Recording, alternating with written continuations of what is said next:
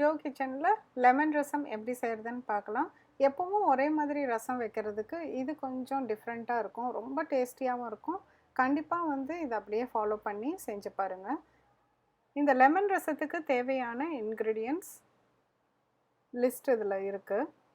First ஒரு 2 சின்னதாக 2 தக்காளியும் 2 பச்சை மிளகாய் எடுத்துக்கோங்க. தக்காளியை சின்ன சின்னதாக வெட்டி ஒரு 3 டம்ளர் தண்ணி ஊற்றி அது கூடவே பச்சை மிளகாவையும் வெட்டி போட்டுட்டு கொத்தமல்லி தழை நம்ம எடுத்து யூஸ் பண்ணுவோம். அப்போ அதோட காம்பு மட்டும் இருக்கும். இந்த காம்பு போட்டிங்கன்னா அது ஒரு தனி ஃப்ளேவர் கொடுக்கும். அதையும் இந்த தக்காளி கூடயே போட்டு கொஞ்சம் மஞ்சத்தூள் போட்டு நல்லா கொதிக்க விட்டுருங்க. ஒரு 10-12 நிமிஷம் லேசாக மூடி திறந்த மாதிரி இருக்கட்டும்.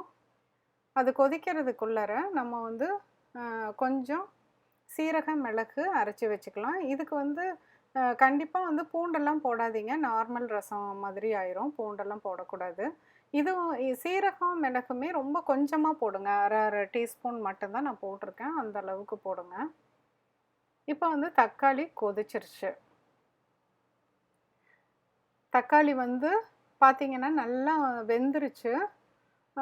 இப்போ லேசாக கரண்டி வச்சு மசிச்சு விட்டுக்கோங்க. நல்லா குழம்பாட்டம் மசிச்சு விட வேண்டாம். 1-2 மசிச்சு விட்டுக்கோங்க.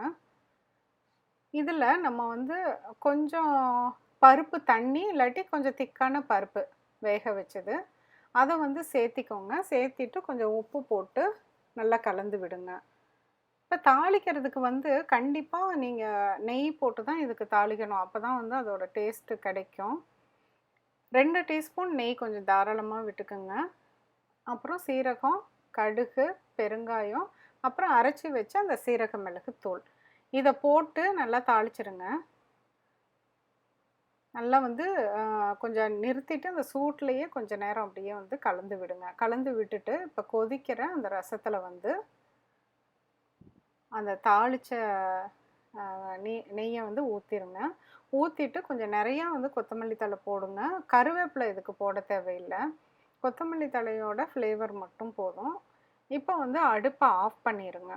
பருப்பு தண்ணி ஊற்றிட்டு ஒரு 2 கொதி வந்தோடனே தாளித்ததை கொட்டிட்டு அடுப்பை ஆஃப் பண்ணிடுங்க. அவ்வளோதான், இது முடிஞ்சிருச்சு.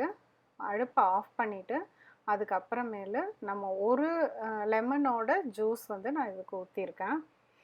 இப்போ லெமன் ஜூஸை ஊற்றிட்டு ஒரு தடவை நல்லா கலக்கி விட்டுருங்க. நம்ம சூப்பர் சுவையான லெமன் ரசம் ரெடி ஆயிடுச்சு. சூடான சாதத்தோடு போட்டு சாப்பிடுங்க. ரொம்ப நல்லாயிருக்கும். மீண்டும் ஒரு புதிய ரெசிபியோடு உங்களை சீக்கிரம் மீட் பண்ணுறேன். தேங்க்யூ.